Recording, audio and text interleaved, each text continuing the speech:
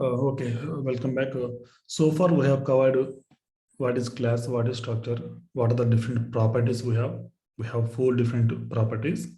One is stored property or default properties or default variables, and lazy property, which is initialized whenever it is actually used. Custom computer property is computed as and when you access it. Each time the value will be computed. And static property, which are class level property or type level property. Static properties are also known as type properties. Similarly, we're having two variety of methods. One is instance method, another one is static method.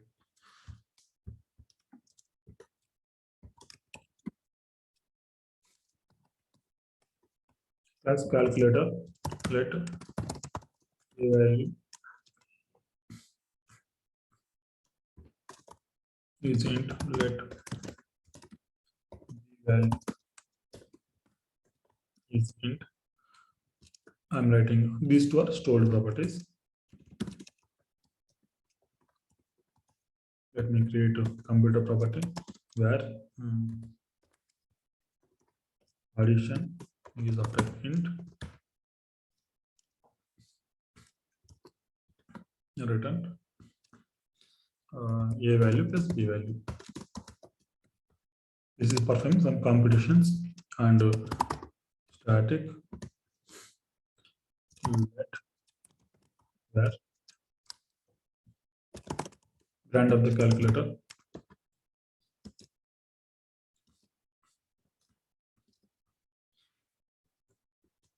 simply empty here or else as you. This is static property. Lazy property is one thing. You just need to give lazy where our lazy property, what I can do here as that big task, some big task I'm performing here is after int return 10 here. This is lazy property. Lazy property, as you know, this is simple task actually.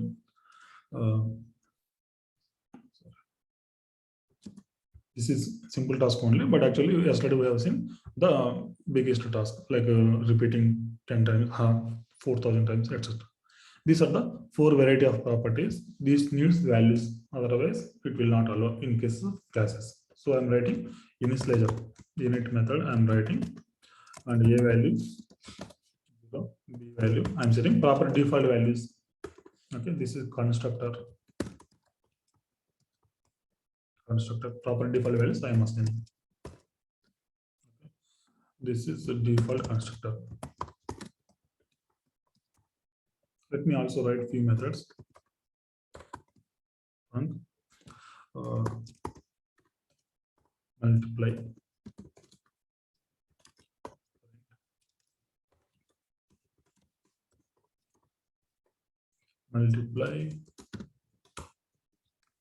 a value star b value. This is one kind of method, static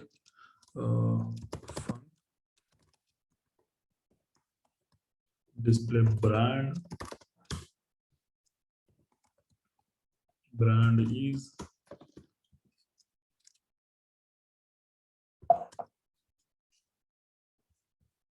brand.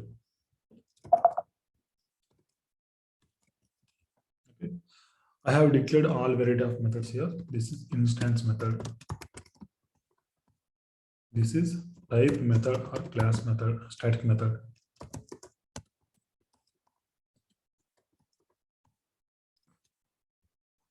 All variety of methods, all variety of properties we have declared here. These two are stored properties. By default, all the variables are stored properties. This is computed property.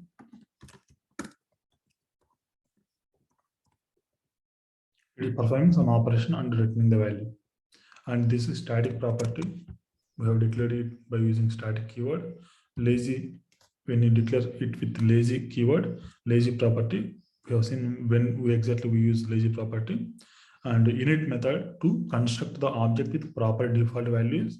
And I'm having one instance method, one type method. Okay, here I want to create a calculator with with some default values, like instead of taking the 0 and 0. Okay, I want to pass some values. Before that, what I can do is I can create a calculator here. Let my calculator equal to calculator empty parenthesis. The initializer is empty. It simply assigns values. My calculator dot a value, it prints actually 0. And my calculator dot b value, it is 0. It prints actually 0. Let me show you that.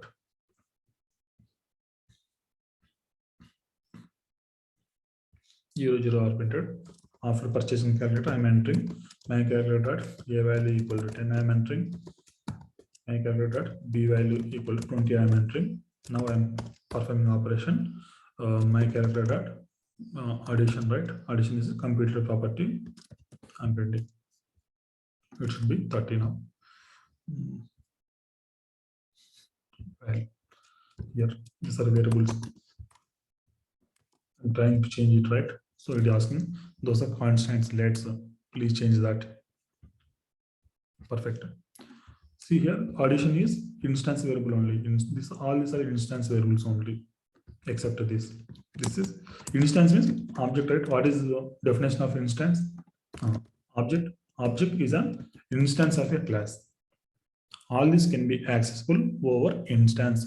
These properties are also called as all these properties are known as instance variables. Instance variables, all these properties. Okay, this is static property. In the instance variables, those are again classified into 3 types, and type properties are classified into single type only. Okay. Any doubts here? The way we are using initializer. Today we are going to see about inits only, initializers only. Here, instead of creating calculator with the default 0 values, I want to create a initializer with some values. Init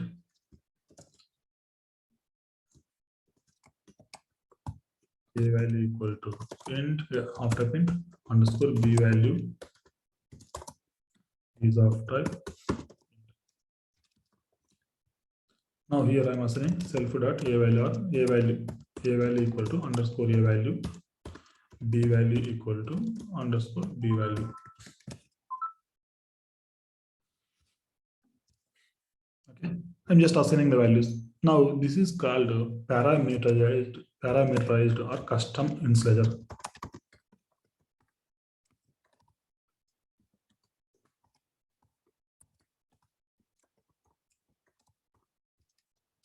This also we have used earlier. The actual name is custom initializer or parameterized initializer. This is default constructor, default initializer, or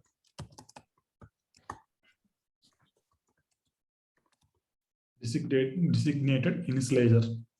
Remember the terminology: designated initializer, default initializer, or designated initializer. This is custom initializer or parameterized initializer. Okay, there is one more type of initializer which we haven't seen. Let us see. Init. What I'm trying to do here. Line number 29. So you have provided 5 values. Line number 29. Yes. That is we call argument table, and that is a argument type and argument. I mean, how it is how it will call a value. Argument type. Input parameter or argument. Input parameter or argument. That is argument type, and that is a data type. Or argument level. Argument value, argument name, argument type. Argument name, argument value type. Okay. Name type. Argument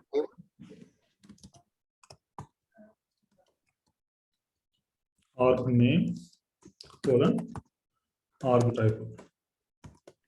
So you have provided underscore. So that means argument label. This is not argument label. This is simply a variable. It is part of variable name only, right? When you give underscore, that becomes label. Okay, got it. Okay. Simply to differentiate the arguments and the instance variable names, I have just put it. I can also use a value and b value, but the compiler is in confusion that what is a value, what we are trying to assign the. You're trying to assign a value to a value. A value is let constant. Basically, we are trying to, what is the purpose of initializer? To initialize the proper default values for the instance variables, right? Actually, we are trying to set values to these variables by using these values. Either you can use self dot, self means current object, to differentiate. Otherwise, it is treating that a value equal to a value. I am unable to assign the value because a value is let. The purpose of init is to initialize proper default values, proper values to the instance variables. I am trying to set values for a value and b value. Okay. Either you can write this way or you can also use this way. Basically, I'm just differentiating names. Otherwise, you will get confused, right? A value equal to a value. Here, A also I can use. B also I can use. Okay, got it. Basically, A and B, using A and B is not recommended because these are meaningless. That is the reason I simply differentiated with underscore. Now I can use A underscore value underscore B value. I'm simply differentiating actual input arguments and instance variables. Input arguments are with underscore, I have differentiated. Instance variables are as usual. Whatever we have here, I'm using the same here. Okay. Okay. Initializers are three types. One is the designated initializer, is the default initializer. Customized initializer is this, and there is one more thing called convenience initializer.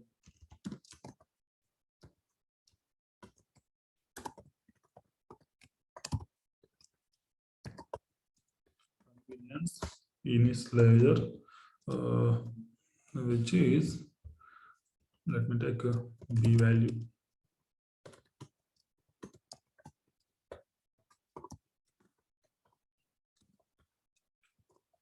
Super unit and b value equal to underscore b value.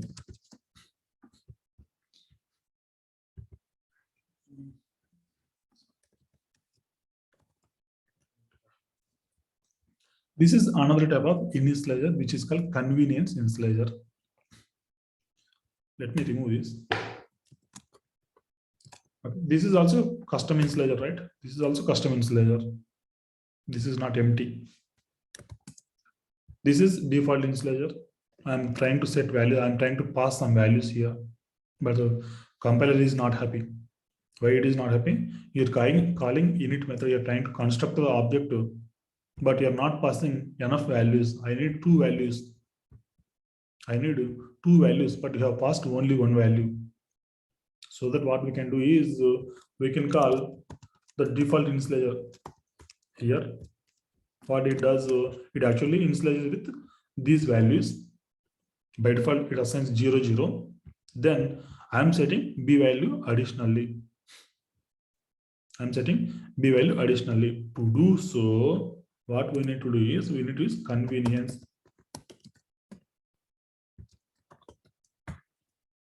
In convenience initializer, what it does is only initializes the required instance variable with values. Only initializes the required instance variables with values.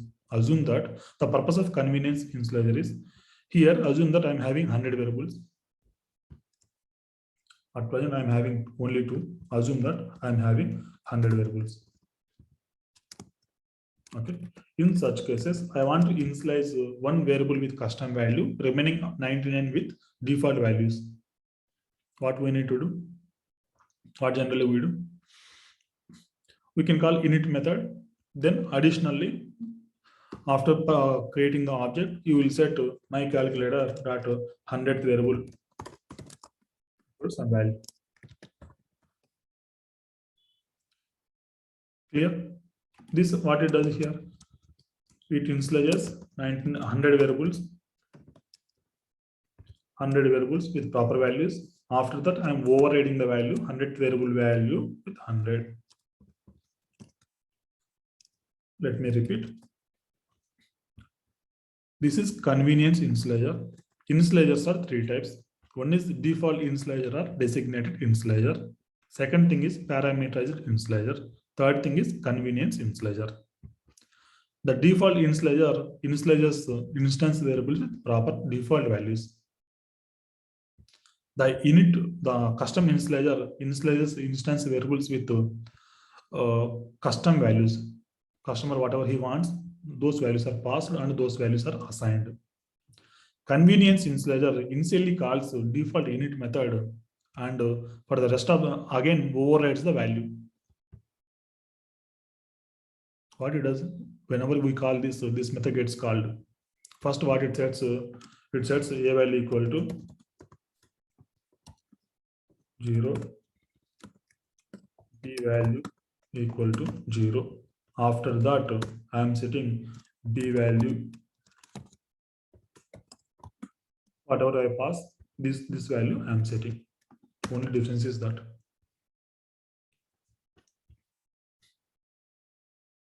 Hope this is clear. Hope now everything is clear. Different properties we have seen, different kind of methods we have seen, different kind of initializers we have seen. If you take any class, only these things will be there. Okay. And one more thing is property observers. Let me take one simple thing. Class car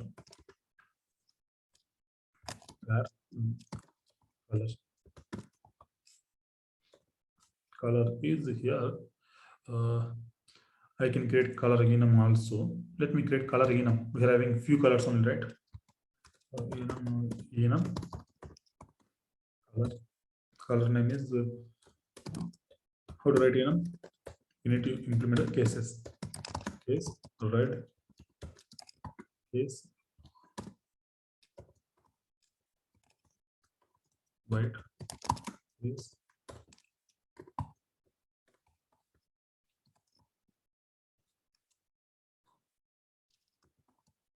assume that I have 4 or 5 colors. Here the color here is color data type. We can put some red.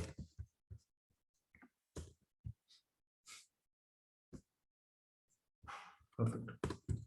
I'm having a class name is color. I'm having a variable, color is after color enum. Only these 5 values I can set. You can, this example can be shown without enum also. I want to know when this color is about to set. Like we're having two things here. Will set. Not sure how to write it. Will set. Will set what it is doing. I am about to my color. Color got changed.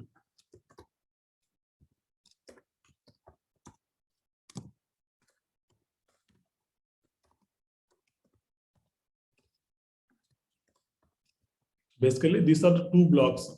Okay, these are called as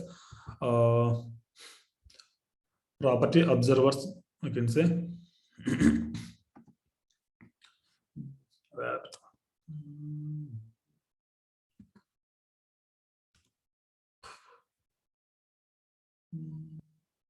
it color will set here did set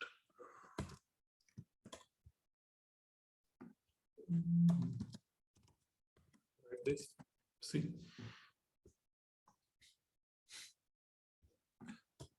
I'm having a color class here, having a color property. Color property, I'm assigning red here. Okay, I have written two observers. These are called property observers. This notifies when the value is about to change, when the value is changed. Let me create. Let my car equal to car. My car dot color. Car dot color equal to green. I'm going to change my car color to blue. After few days, printing using the car. After few days, I want to set change my color, car color red. See the output.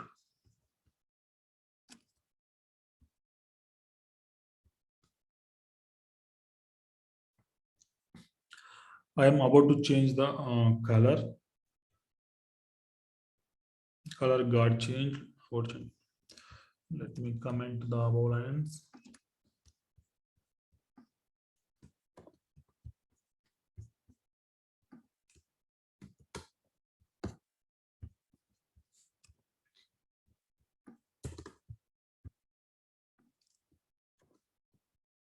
We need key now.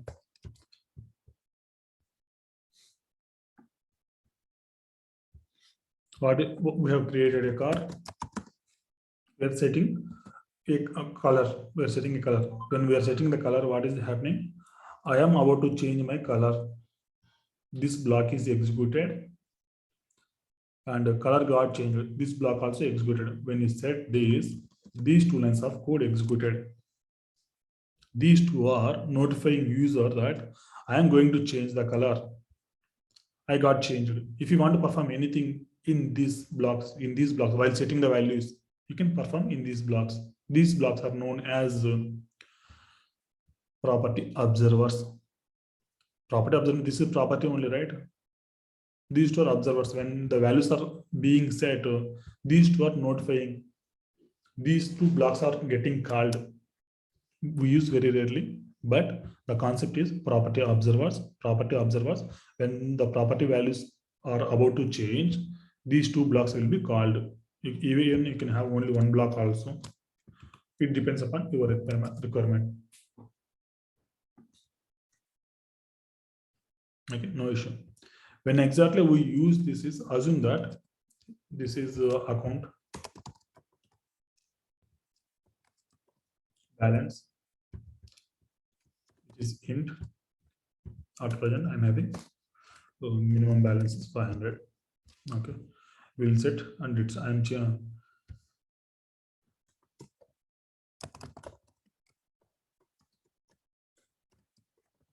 balance about to change.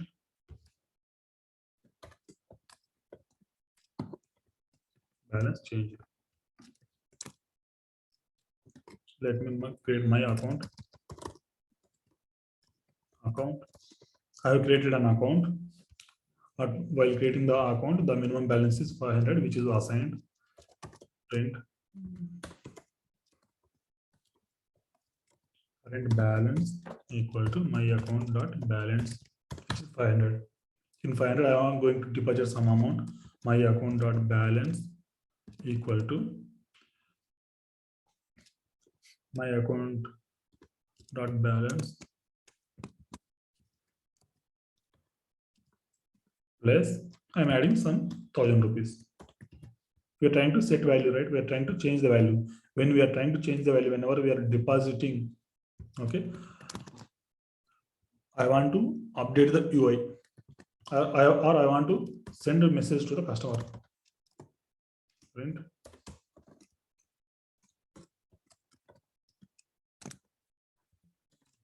here. What you can do is you can also send reset value new value, old value. Or else balance.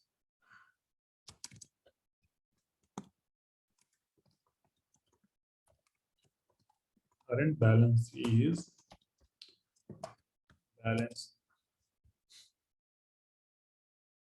Run it. Okay, current balance is 500 here. I am printing that. After that, I am depositing 1000 rupees. When you deposit 1000 rupees, what happened? This block of code got executed. There I am printing balance changed and current balance is so and so rupees, sending message to customer. I am observing this property. Whenever this is changed, I am performing some operation. To perform such kind of operations, we use property observers. Here, keep tracking of balance. We are observing balance property. If balance is changed, just simply send message to the customer. If balance is changed, simply send message to the customer. Okay. If balance is changed, okay, you can simply send message like print.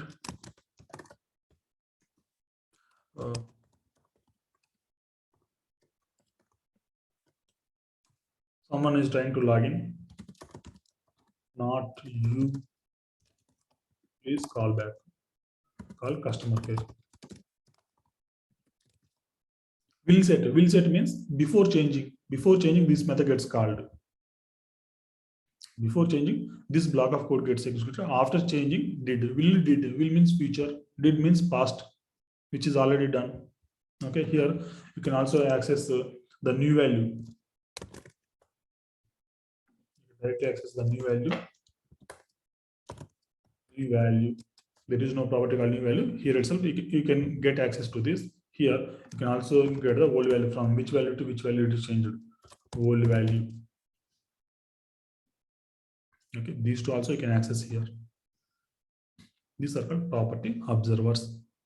Okay, new value is 1500. 1500 I am trying to set.